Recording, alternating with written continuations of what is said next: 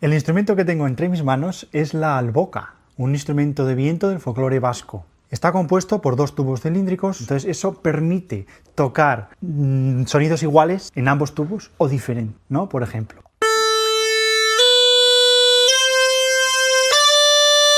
Ahí estamos escuchando un sonido.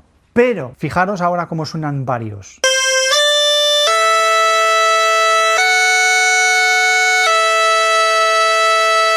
Non jotzen zen alboka? Erromerietan, herrietako festetan jotzen zen, eta ze abesti edo repertorio mota jotzen zen? Ba, fandangoak, martxak, bai, kalejirak, los pasacalles famosos, eta harinariak. Albokaren erabilpena ba, asko gutxitu zen, baina badaude 60ko hamarkadan edo 70ko hamarkadan hainbat pertsonai eta horiei esker gaur egun alboka berpiztu egin da nolabai. Izenak oso garrantzitsua. Juan Mari Beltrán, Josés Lutierra, Leon Bilbao albokaria eta beste albokari famatua Txilibrin.